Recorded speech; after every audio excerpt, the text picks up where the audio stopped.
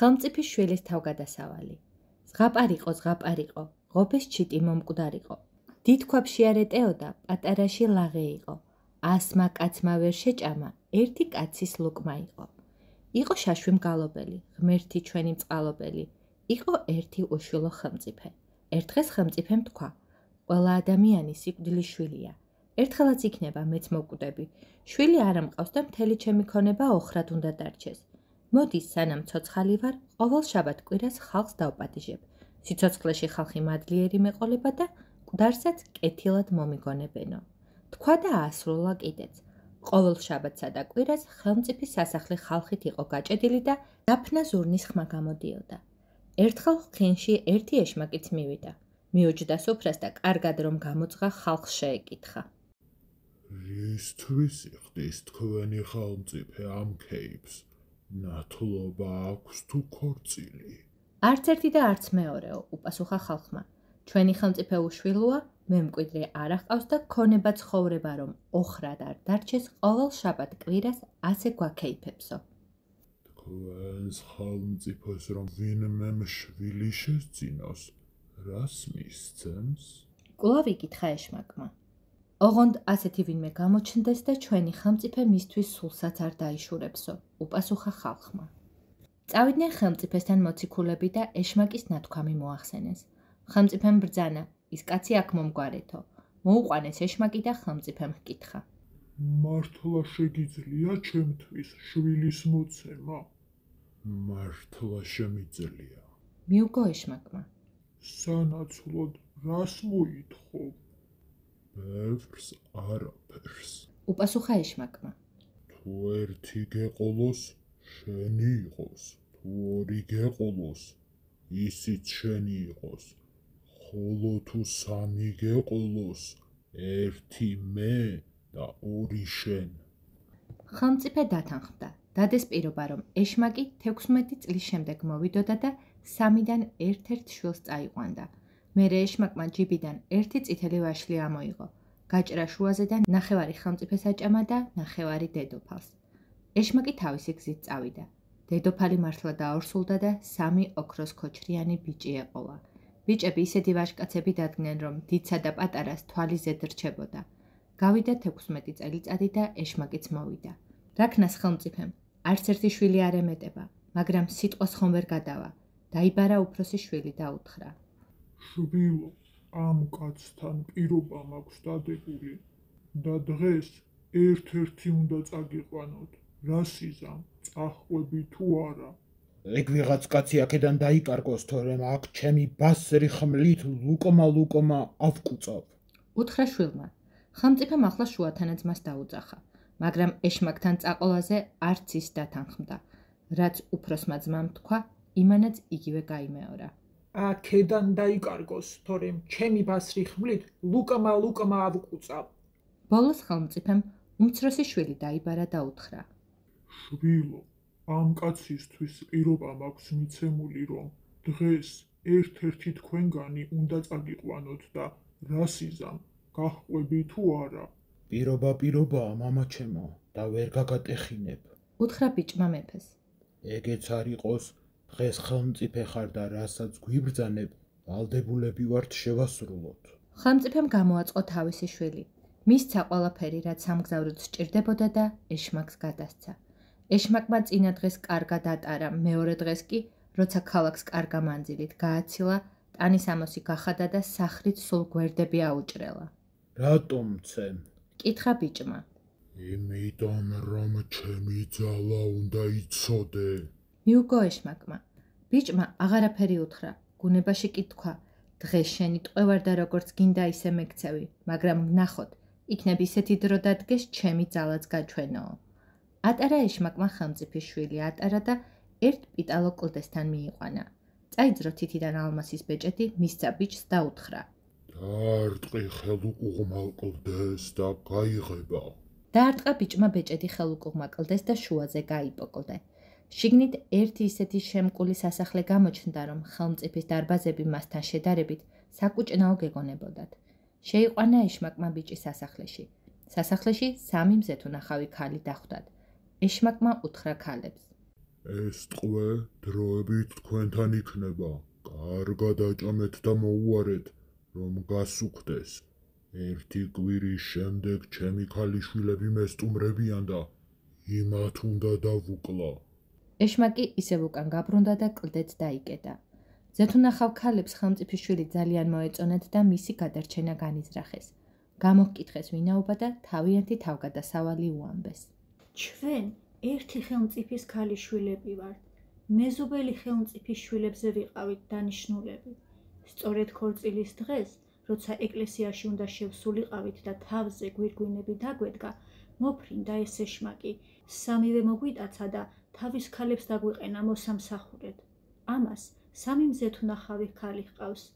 დადიან ქვეყნად და ბოროტებას თესავენ. კვირაში ერთხელ თავიანთ მამას ეწვევიან. ეშმაკს მათი მოსვლისთვის თითო ადამიანის ძემო ჰყავს. დაუკლავს და გაუმასპინძლდება. მერე ჩვენ უნდა დავბანოთ, დავვარცხნოთ, ტანსაცმელი გამოუცვალოთ და ისე გავისტუმროთ. ახლა კვირა იწურება, ქალების მოსვლის დრო ახლოვდება და შენ სწორედ ამიტომ მოგიყვანა. უკვე წელიწადია, რაც აქა ვართ დამწყვრეულები. უყურებთ ამ ბოროტებას და საცოდაობით ვიწვევით, მაგრამ რა ვქნათ, არც სხვათა შველა შეგვიძლია და არც თავის დახსნა. ნუ თუ აქედან გასვლა არ მოხერხდება. კითხა ხელმწიფიშვილმა. თუ შეძლებ, ერთი საშუალება არის. უთხრეს ქალებმა. ბევრმა კარგმა ვაშკაცმა სცადა, მაგრამ ვერავინ შეძლო, შენ რა სიზამ არ ვიცით. მასწავლეთ და ვცდი. მიუგო ხელმწიფიშვილმა. და თუ აქედან როგორმე თავი დავახწიე, იქნებ ღმერთი შემეწიოს და თქვენც დაგიხსნათ. ქალებმა წაიყვანეს ხელმწიფიშვილი, მიიყვანეს თავლასთან და უთხრეს. ამ თავლაში ეშმაკს ერთი რაში უბია. თუ ისე გამოიყვან, რომ ფეხს ღრუბლზე არ დაადგმევინებ, ის რაში გაგიყვან სამშვიდობოდ, თუ არა და წასულია შენი საქმე. თუ ღმერთს უნდა შემაძლებინებს. თქვა ხელმწიფიშვილმა, გადაიწერა პირჯვარი და შევიდა თავლაში. ნახა, ისეთი რაშია დაბმული, რომ კაცის თვალი უკეთეს ვერაფერს ნახავს. რაშსაც მოეწონა ოქროსთმიანი ჭაბუკი და უთხრა. თუ შეგიძლია, ხელში ამიყვანე და ისე გამიყვანე, თორემ ეშმაკისგან დაწყევლილი ვარ და ფეხის ღრუბლზე დამედგმევინება. აიყვანა ბიჭმა ცხენი და გამოიყვანა ეზოში, რაშმა უთხრა. შემაჭექი ზურგზე, ფაფარში მაგრა ჩამეჭიდე და რაც ძალი დაღონე გაქვს, მათრახი გადამიჭირე. ხელმწიფიშვილი გამოემშვიდობა მზეთუნახავ დებს. შეჰფიცა, მანამ არ მოვისვენებ, სანამ თქვენ არ დაგიხსნითო. მოახტა რაშს. ჩასჭიდა ხელი ფაფარს და რაც ძალი და ღონე ჰქონდა დაარტყა მათრახი. რაში ადგილს მოსწყდა, დაარტყა ტორი კლდეს, გაანგრია და ისარივით გაიჭრა. ბიჭი თავისი პატრონის სამფლობელოს საზღვარზე მიიყვანა და უთხრა. ამის იქით მე ძალას ვკარგავ და აღარ გამოგადგები. წადი, კარგი ვაშკაცი ხარ და ღმერთმა ხელი მოგიმართოს. თან აი ეს ბეჭედი წაიღე. ფლოქვიდან ერთი ალმასის ბეჭედი გამოიღო და ბიჭს მისცა. ოღონდ ჩუმად კონდეს და ყველას ნუ დაანახვებ. სადაც დაგჭირდეს ამოიღე, გაიკეთე მარჯვენა ხელის ნეკა თითზე და ყველა დაბრკოლებას დაძლევ. ხელმწიფიშვილმა მადლობა გადაუხადა რაშს და გაუშვა. თვითონაც გზას გაუდგა, მაგრამ არ იცის სად მიდის. ირგვლივ ყველაფერი უცხო და უცნობია. ზეც თითქოს სხვანაირად ანათებს და ჩიტებით სულ სხვაგვარ ხმაზე სტვენენ. იარა ხელმწიფიშვილმა, იარა და გზაზე სამ თავის ტოლ ბიჭს შემოხვდა. ბიჭები წყაროს პირას ისყდნენ და სადილს შეექცეოდნენ. ჩაცმასა და ქცევაზე ეტყობოდათ, რომ დიდებულთა ოჯახებიდან უნდა ყოფილიყვნენ. მართლაც, როცა მიესალმნენ და ერთმანეთი გაიცნეს, ისინი იმ ზეთუნახავი დების დანიშნული ძმები აღმოჩნდნენ, ეშმაკს რომ ჰყავდა დატყვევებული. ძმებმა უამბეს ხელმწიფიშვილს, საცოლეების დაკარგვის დღიდან დავდივართ, დავეძებთ, მაგრამ მათი გზა კვალისთვის ჯერაც ვერ მიგვიგნიაო. ხელმწიფიშვილმა იცოდა, სანამ თვითონ ეშმაკის ქალებს არ იპოვიდა და არ დაიჭერდა, მანამდე მათ საცოლეებს ვერ გამოიხსნიდა და ბიჭებს მათი ამბავი არ გაუმხილა. მხოლოდ ეს უთხრა. მიძმეთ და მეც დაგეხმარებით. შეიფიცნენ ძმებად და წავიდნენ ოთხნი. ბევრი იარეს თუ ცოტა იარეს, ბოლოს ერთ ქალაქში შევიდნენ. ქალაქი მდიდარი იყო, მაგრამ ქუჩებში ახალგაზრდობა არ ჩანდა. მარტო მოხუცები, ქალები და პატარა ბავშვები დადიოდნენ. ძმადნაფიცები ერთ მედუქნესთან შევიდნენ და ჰკითხეს. რა მიზეზია, რომ ქალაქში ახალგაზრდებს ვერ ვხედავთ?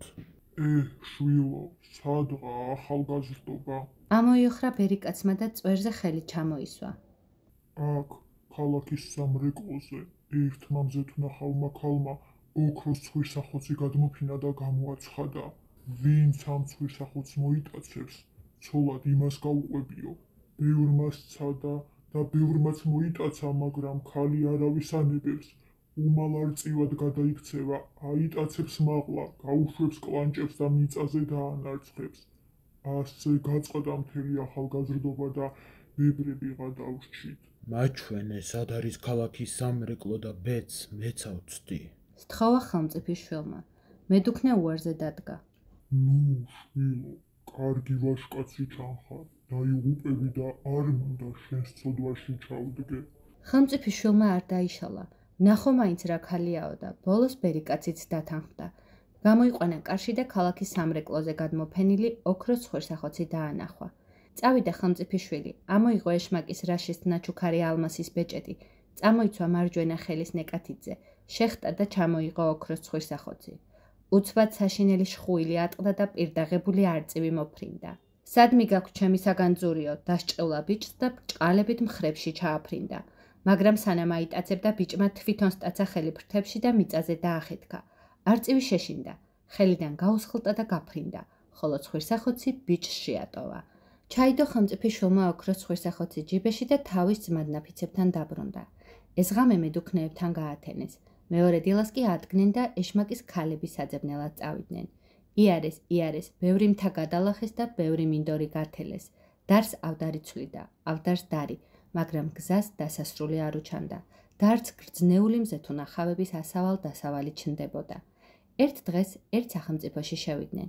ქალაქის განაპირას ერთი ეკლესიის ეზოში კუბო იდგა. კუბოში ახალგაზრდა ბიჭი ესვენა და ირგვლივ 100 შეიარაღებული კაცი ედგა. ხელმწიფის შვილი და მისი ძმადნაფიცები მივიდნენ და ჰკითხეს. რას დარაჯობთ? ამ კუბოში ვინ გიწევთ? კუბოში ჩვენი ხელმწიფის შვილი ასვენია. რაღაც ავისული ყავს დაპატრონებული, ღამღამობით მოდის, აცოცხლებს და აწვალებს. დილით ისევ მოკლავს და გაფრინდება. ჩვენი ხელმწიფე ყოველღამე ახალ-ახალ გუშაგებს გვაყენებს, მაგრამ ის ბოროტი არსება ვერ დავიჭირეთო. მიუგო ხალხმა.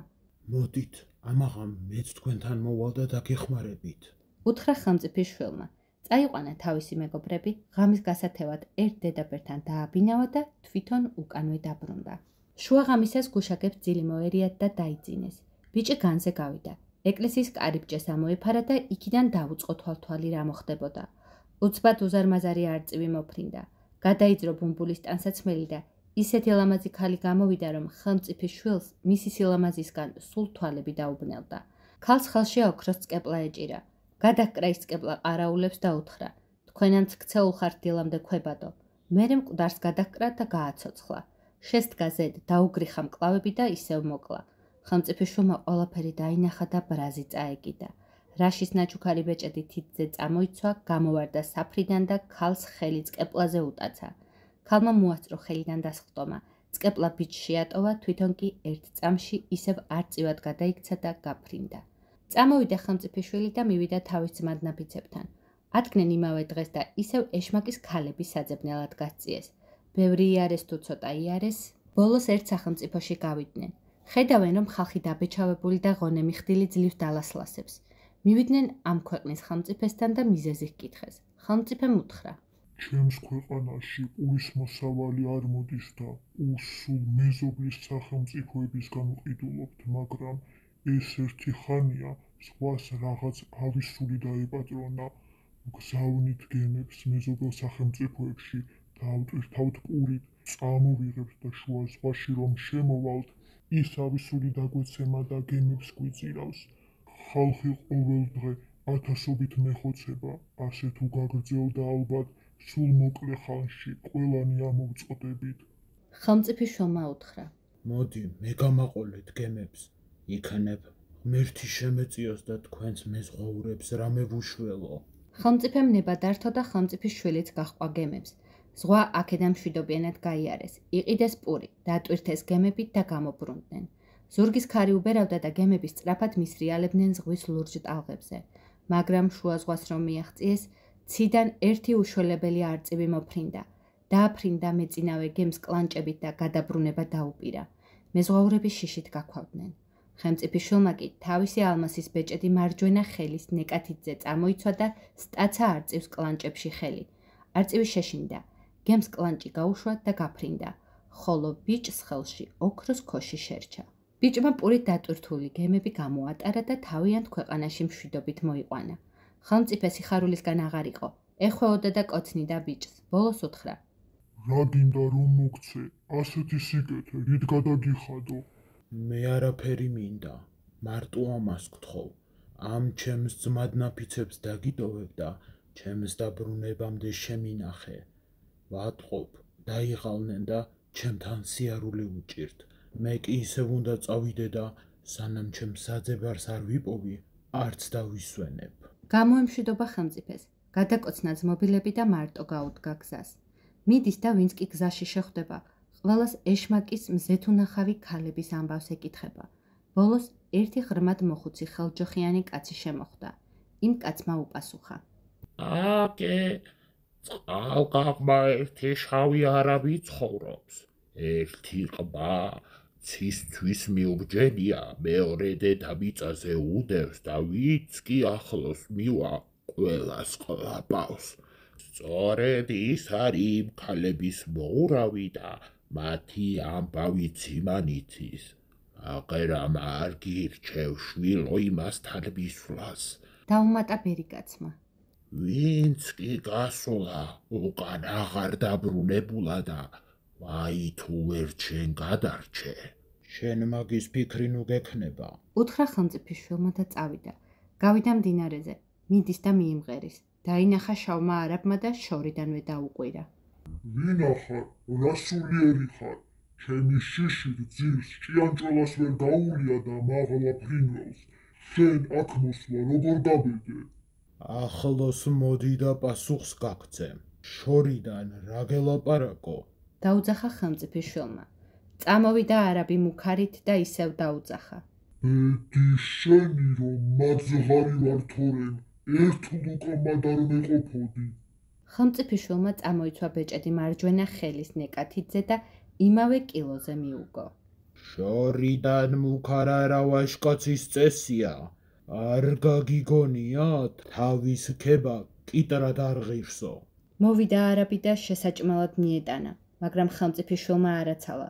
წუდა ყბაში დაახეთქა მიწაზე და მთელი კბილები ძირიანად დააძრო. არაბი შეეხვეწა. ნუ მომკლავ და რასაც მომთხოვ ყველაფერს შეგისრულებ. მაშ მასწავლე შენი ქალბატონები სად არიან? კითხა ხელმწიფიშვილმა. არაბმა ერთი სალი კლდე დაანახვა და უთხრა. მიდი იმკლოთ ესთან, ჩემი ერთ-ერთი კბილი დაარტყი. კლდე გაიხსნება და რასაც ეძებ, იქ იპოვი. გაუშვა ბიჭმა არაბი და წავიდა. იმ ყრუკლდესთან მივიდა. არაბის წინა კბილი ამოიღო და გահკრა. კლდე გაიპო და შიგნით ერთი ოქრო ვერცხლით მოვარაყებული ბროლის კოშკი გამოჩნდა. ბიჭი შიგუშიშრად შევიდა და მიათვალიერ მოათვალიერა. ნახა, ერთ ოთახში მდიდრული სუფრაა გაშლილი. რა სინატრებს, სულო და გულო რომ ზედ არ ელაგოს, მაგრამ კაცის ჭაჭანება არსად ჩანს. ბიჭმა იფიქრა, აქ რაღაც ამბავიაო და შეძვრა ტახტის ქვეშ და დაუდარაჯდა. უცებ ატყდა შხუილი და ოთახში სამი არწივი შემოფრინდა. გადაიძურეს ფრინველის ბუმბული და მზეთუნახავი ქალები გამოჩნდნენ. ისეთი ლამაზები არიან, ისეთი რომ კაცის თვალი უკეთეს ვერაფერს ნახავს. არ გასულა დიდი ხანი და ოთახში არაბი შემოვიდა. ქალებმა უთხრეს არაბს. აბა მოურაო, ერთი შენებურად გაგვიმასპინძლდი. ხო მიცი, დებს 3 წელია ერთმანეთი არ გვინახავს და პური არ გვიჭამია. რაც იყო სუფრაზე ხომ იყო და არაბმა ორი იმდენი სხვა დაალაგა. მიუსხდნენ დების სუფრას და შეუდგნენ პურის ჭამას. არაბმა სურით ოქროს თასებში ღვინო დაუსხა და დებმა ერთმანეთის ადღეგრძელო შესვეს. არაბმა მეორედაც დაუსხა ღვინო. უფროსმა დამ თასი აიღო და თქვა. 3 წელიწადია, ერთ ქალაქს ვიყავი გადამტერებული. ქალაქის სამრეკლოზე ჩემი ოქროს ხვირსახოცი მქონდა გადაფენილი და ხალხს ვპირდებოდი, ვინც ხვირსახოცს მოიტაცებს, ცოლად გავყვებითქო. ბევრმა ვაშკაცმა სცადა ბედი, მაგრამ ყველას სიცოცხლის ბასად დაუჯდა. იმ ქალაქში ახალგაზრდა კაცი აღარ დავტოვე. ბოლოს ერთი პირმშვენიერი ჭაბუკი მოვიდა და ჩემი ცხვირსახოცი ჩამოიღო. მე მაშინვე არწივად გადავიქეცი და ბრჭყალები დავტაცე, რომ მაღლა ამეყვანა და დედამიწაზე დამენარცხებინა. მაგრამ ჭაბუკმა დამასწრო და მიწაზე თვითონ მე დამანარცხა. რომ არ მემარჯვა და არ გავსხლტომოდი, ახლა ცოცხალი აღარ ვიქნებოდი. მე კი გადავურჩი, მაგრამ ჩემი ცხვირსახოცი იმას დარჩა. მოდით, იმ ჭაბუკს გაუმარჯოს, ის რომ ვაშკაცი არ ყოფილიყო, ვერც წინააღმდეგობას გამიწევდა და ვერც ცხვირსახოცს წამართმევდა. თასი ახლა შუათანა დამაიღო და დაილოცა. მე ერთი ხელმწიფის შვილზე ვიყავი გადამტერებული. მამას მკვდრად მოვაჩვენე. მამამ ოქროს კუბოში ჩაასვენა და კუბო ერთ ეკლესიაში დაადგმევინა. თან გუშაგები დაუყენა და ჩემი შეპყრობა უბრძანა. შუა ღამისას მივიდოდი და გუშაგებს ჩემი ოქროს წკეპლით გავაქვავებდი. მერე გავაცოცხლებდი ხელმწიფის შვილს და დილამდე ვაწვალებდი. დილას ისევ გადავკრავდი წკეპლას, მკვდრად ვაქცევდი და გამოვფრინდებოდი. მაგრამ ერთ დილას ვიღაც უცხო ჭაბუკმა მტაცა ხელი, წკეპლა წამართვა და თვითონ მეც ბეწვზე გადავრჩი დაჭერას. მოდით, იმ ჭაბუკს გაუმარჯოს და ის ჩემი ჯადოსნური წკეპლაც შვიდობაში მოიხმაროს. დებმა ეს სათხეგრძელოც ერთხმად დალიეს და თასი ახლა პატარა დამითხოვა. მე ერთი სახელმწიფოს დაღუპვა მინდოდა. იმ ქვეყანაში ხორბლის მოსავალი არ მოდიოდა და პურს მეზობელი სახელმწიფოსგან ყიდულობდნენ. მე ზღვაზე ვიყავი დადარაჯებული და საიდანაც არ უნდა წამოეღოთ პური, დავხვდებოდი გემებს და მე ზღვაურებიანად წყალში ვძირავდი. ხალხი ისე დაიმშა, რომ ერთმანეთს ჭამდნენ.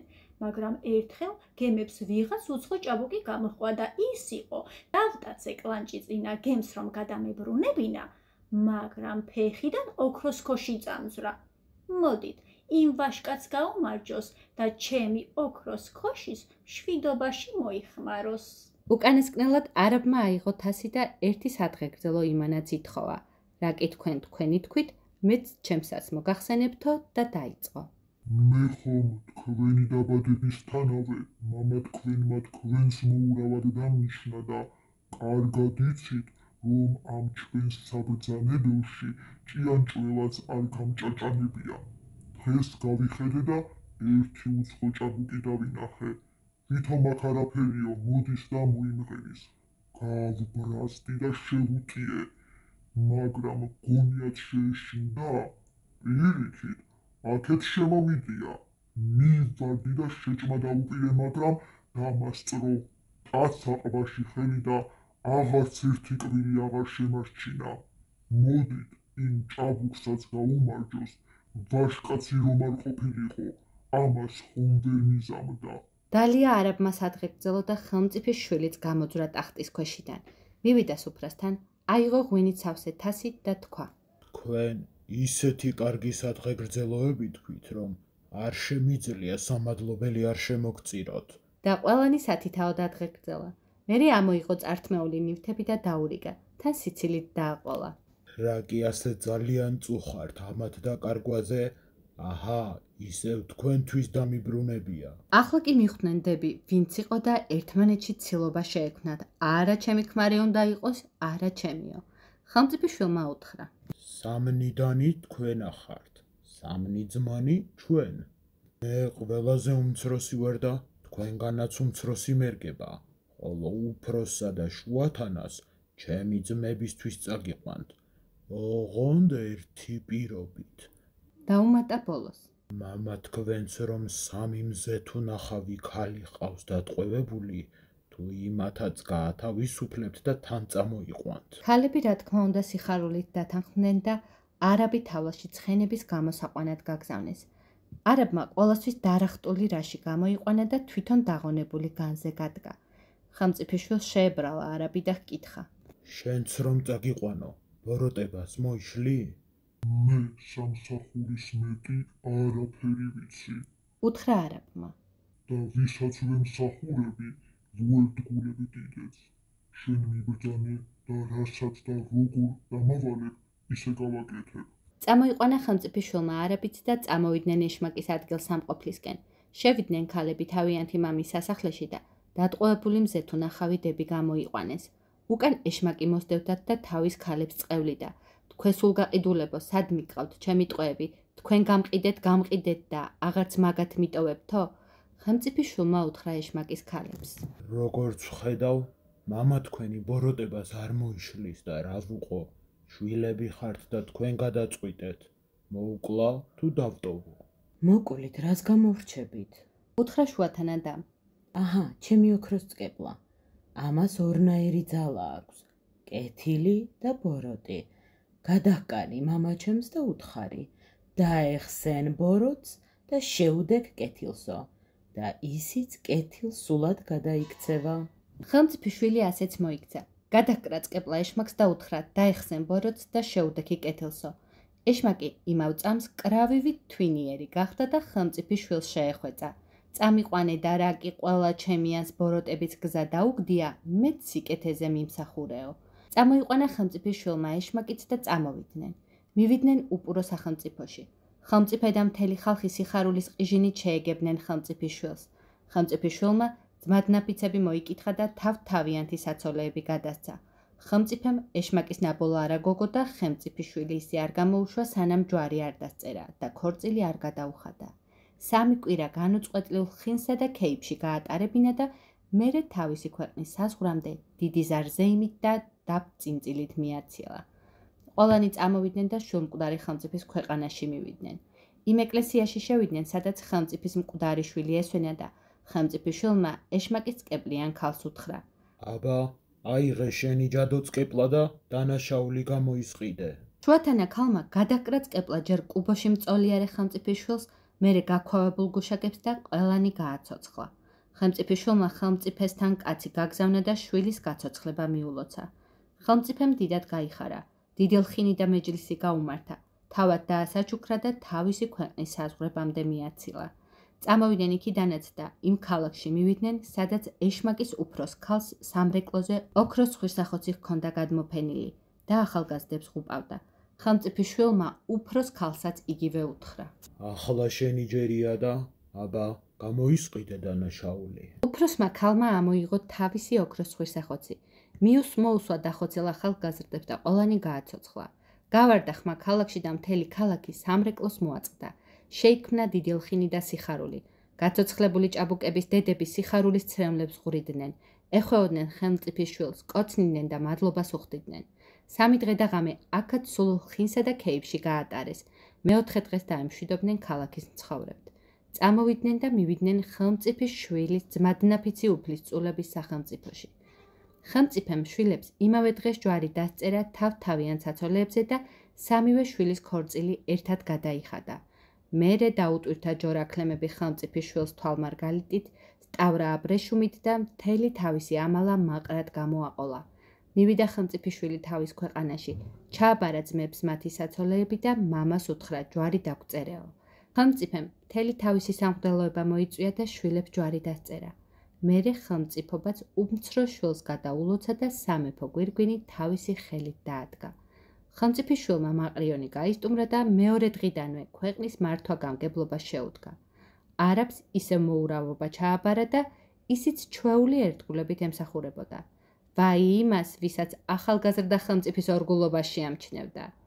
ეშმაკი კი მთელ სახელმწიფოს ირგვლივ უვლიდა, დადიოდა ტყეღრეში, მთიდან ბარში, ბარიდან მთაში და ვისაც გაჭირვებაში ნახავდა, ყველას შველოდა. ჭირი იქა, ლხინი აქა, ქატო იქა, ფქვილი აქა. თას ურემი ავიტანეთ, წამოვიდა გორებითა, აქ სიცოცხლით გამიძეხით, საიქიოს ცხონებითა.